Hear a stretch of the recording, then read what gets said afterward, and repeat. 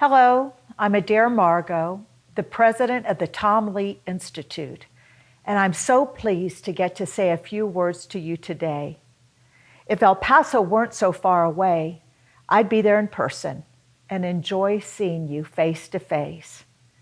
I'd like to start by mentioning a good friend and a King Ranch family member, Alice Foltz, who served with me on the President's Committee on the Arts and the Humanities during the presidency of George W. Bush. Alice and I were invited to be part of the largest cultural delegation to ever visit China in 2007, hosted by the cultural minister Sun Yat-sen. As part of protocol, we had to take a gift representing the United States and decided the best we could do was to take a copy of the 2-volume history of the King Ranch, the Saddle Blanket edition by Tom Lee. It is an epic American story, told by a great American writer and illustrator, and designed and printed in the most beautiful way. After dinner in Beijing's Forbidden City, Alice presented the King Ranch to Minister Sun. What's more, when Alice learned that our host had only visited big cities in the United States, being shuttled between hotels, she extended an invitation for him to come to Kingsville. I can clearly remember hearing chattering outside my window in the big house before dawn, looking out and seeing the forms of the Chinese walking under a bright moon. So excited to be at the King Ranch, they couldn't wait for the sun to come up. The King Ranch has that effect on me too, when I've been lucky enough to visit. The first time was when the Corpus Christi Museum did an exhibit of Tom Lee in 1994, and I got to travel down there with Tom and his wife Sarah and stay in Isla Clement's home. Tom was 86 by then, but his eyes were bright as we drove the pastures and experienced the gates you bump to open. When I recorded Tom's oral history in 1995, he articulated how at the King Ranch they were always solving problems, how to come up with a better breed of cattle, how to eradicate weeds, always striving to be better. Today, I'd like to tell you a little about Tom Lee, a man called an unsung genius of our time who made it purely on the quality of his work and his relationship to the King Ranch. But first, I'd like to tell you just a little bit about him before he met Bob Clayburgh. Tom was born in El Paso in 1907 at 4:44 in the morning. His dad, who was mayor during the Mexican Revolution, said he'd be lucky as hell at crafts. He attended the Art Institute of Chicago and learned to be a muralist, preparing him to paint the finest murals of the New Deal era, 7 in all. They extended from the now missing Ben Franklin Post Office mural in Washington, D.C., to the Pass of the North mural in El Paso's federal courthouse, seen here.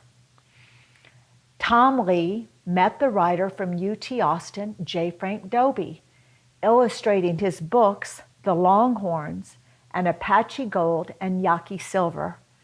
When the managing editor of Life magazine saw his illustrations while reading Dobie's books, he sent a telegram from New York asking Tom Lee to do a portrait of a cavalry soldier at Fort Bliss for an article Life was doing on the 1st Cavalry Division. That one portrait began Tom's career as an artist correspondent for Life during World War II. He traveled over 100,000 miles to different theaters of war as an eyewitness reporter, painting over 80 works and making him the most noted artist correspondent of the war. His painting of the shell-shocked Marine, called That 2,000-Yard Stare, is arguably the best-known painting of war ever done. His last assignment from Life after the war was to go to Mexico to do a history of beef cattle. While there, Tom became fascinated with the black fighting cattle, bulls bred to be brave. He'd seen heroic men facing death with courage while at war, and he became captivated by a poem about men facing death with courage in the bull ring. Tom Lee wrote and illustrated a best-selling novel called The Brave Bulls, turned into a Hollywood movie starring Mel Ferrer. Another novel followed, titled The Wonderful Country, about a man living on both sides of the border after the Civil War, wondering which side is home. It also became a best-selling novel and a movie starring Robert Mitchum. Helen Campbell Clayburgh read Tom Lee's books, and she liked them. At the time preceding the King Ranch's centennial, a man named Holland McCombs was at the ranch doing a piece for Fortune magazine and also spoke highly of Tom.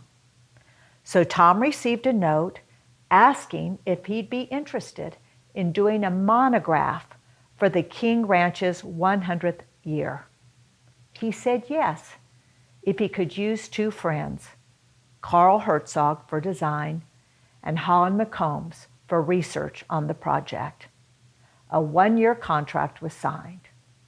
As always with his subjects, Tom studied the King Ranch thoroughly, by air to see its topography, by water down the mouth of the Rio Grande to the place Captain King got off the steamboat to come ashore, and by riding the old ranch trails behind the fences.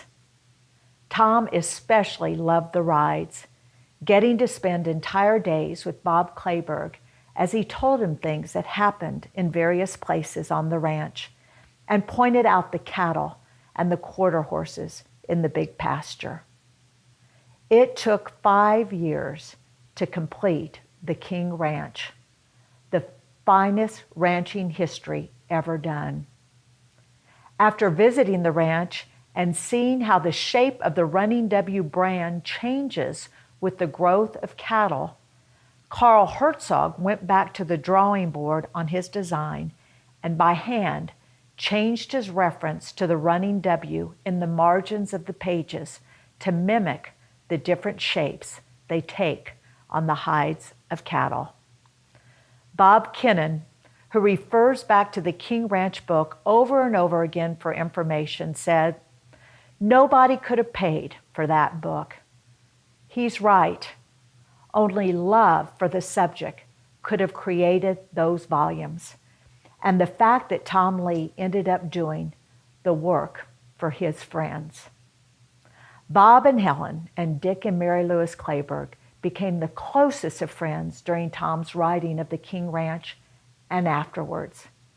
And Tom and his wife Sarah came to know places like Norris, where it was like going back in history with the great sprawling house and the houses of the Vaqueros and their church and their school. When Bob Clayburgh was dying of cancer in Houston, Tom took in the second book he'd done for the King Ranch Australian properties, Crucible in the Sun, which was finished a week before Bob died. Bob let Tom put that book together any way he wanted, and he flew him down to Australia to experience that country too. Tom told me that in watching Bob Clayburgh down in Australia, he was just as enthusiastic as Captain King was about finding South Texas. Tom told me that the part of the book he found the most interesting was that about Captain King. Tom did lots of illustrations for the book, though Bob and Helen decided it was better to delete one. It was of old Captain King with a jug of whiskey, his fingers crimped in the handle, his rifle in the other hand. He was called El Cojo, the cripple, since he'd been hurt in a steamboat accident. He'd also bought a parrot in Matamoros for his wife that bit him on the nose and took a chunk out of his nostril. Captain King grew a beard to make his extra-large nostril less noticeable. Tom Lee went on to write other books after the King Ranch, including The Hands of Cantu, a novel about how horses came to Mexico from Spain and how they bred and trained them and how the Indians got a hold of them. He learned about horsemanship, a la jinete y a la brida, the short stirrup taken from the Moors with their armorless horses and the long stirrup from the knights in shining armor. Dick Clayburgh helped him with his research on the book, and on the dedication page it says, "A los jinetes buenos y en especial R.M.K." Dick and Mary Lewis owned the illustrations from The Hands of Cantu in their Kingsville home for many years until Mary Lewis gave them to the El Paso Museum of Art after Tom Lee died. They are awe-inspiring, done in Chinese ink and brush, and tell an epic tale. Tom Lee continued painting until he lost his eyesight close to the end of his life. He did another mural in the El Paso Public Library called Southwest and would describe his landscape in words like these: "I love it for the intensity of its sunlight, the clarity of its sky, the hugeness of its space, its revealed structure of naked Earth's primal form without adornment." He painted a picture for John Connolly's office when he was governor of Texas called Ranger Escort West of the Pecos, and one for the Texas Surgical Society of the first recorded surgical operation in North America, now at the University of Texas Medical Branch at Galveston. In it, Cabeza de Vaca is taking an arrow out of an Indian's chest, performing the first sagittectomy in the New World.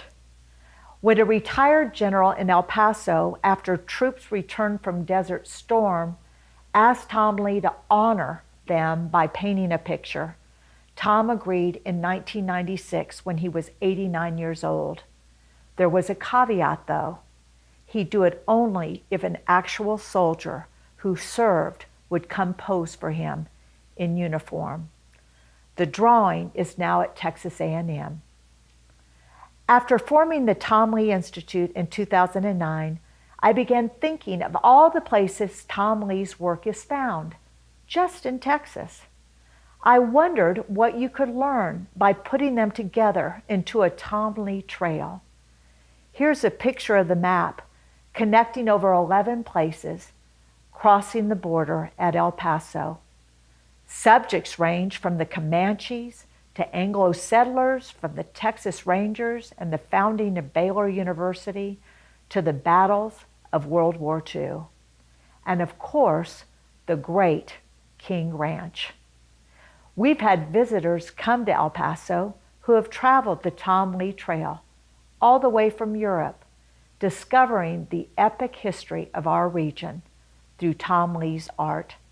Sometime, I hope you'll click Luciano Cellis and the Tom Lee Trail on the Tom Lee Institute website. As we continue to develop and promote it, we look forward to having the King Ranch with us all the way. We've sent copies of Tom Lee's oral history I recorded in 1993 for you to enjoy. His contributions cannot be exhausted, and the King Ranch will always be part of the story. Thank you again for having me here today.